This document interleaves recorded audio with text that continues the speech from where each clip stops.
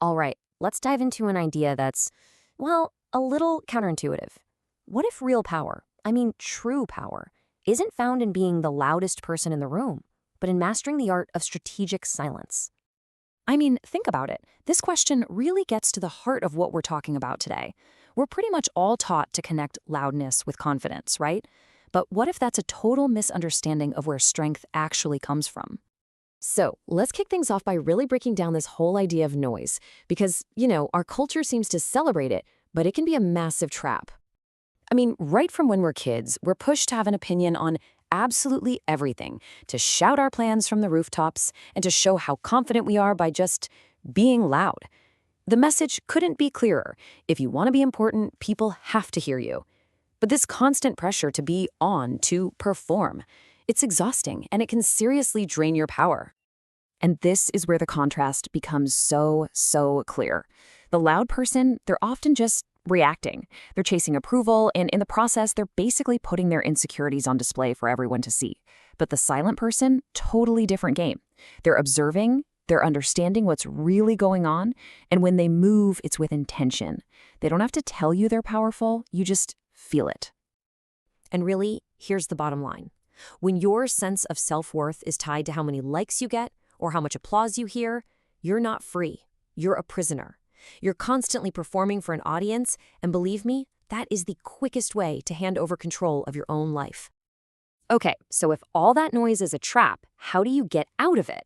Well, this brings us to the core idea here. We need to reframe silence. It's not weakness. In fact, it might just be your greatest strength. And this is absolutely crucial. We're not talking about just being quiet or passive or having nothing to say. No way. Strategic silence is an active thing. It's a choice. It's the discipline to listen way more than you speak, to actually observe what's happening before you jump in and react, and to guard your own energy. Think about it like a game of chess. A grandmaster gets this. They know that talking just gives away their strategy. So instead, they sit in silence. They read the entire board. They anticipate their opponent's moves. And they wait for that one perfect moment to strike. And you know what? Life is a lot like that too. And this isn't just some abstract idea. There are real, practical benefits. When you finally quiet all that external noise, your own internal radar gets super sharp. You start picking up on the little things, the cues that everyone else misses. You stop getting dragged into pointless arguments that just drain you. And the big one, you take back control from the people who are trying to get a reaction out of you. All right, so how do we actually use this? Well, it all starts with a huge shift in your mindset, in how you engage with the world around you. It's about moving from chasing to attracting. Think about it. It doesn't matter if it's a relationship, a career opportunity, or just simple respect. The moment you start desperately chasing it, you're sending out the signal of neediness. It's an energy that basically screams, "I'm not whole without this." And ironically, that very energy repels the thing you want most. Here's a really simple, but honestly powerful way to think about it. Picture this. You're outside, and you see this incredible butterfly. Your first thought is, I have to catch it. So you immediately start running after it, right? You're lunging for it, swatting at the air. And what happens every single time? The crazier your chase gets, the more it flutters away, always just out of your grasp. It's the chase itself that's making it impossible.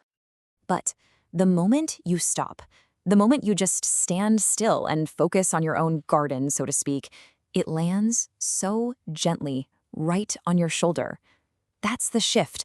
When you stop chasing and just focus on your own quiet confidence, on your own self-worth, things start coming to you. You're not operating from lack anymore. You're coming from a place of calm abundance, and that is magnetic. Okay, next up, let's talk about using silence as a shield, a way to protect your biggest ambitions and goals.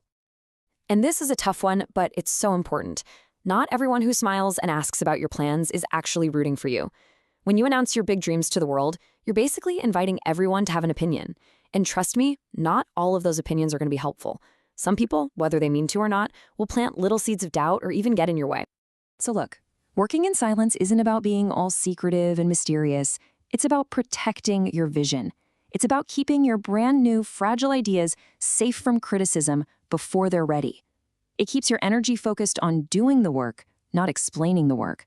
And in the end, You let your results do all the talking for you.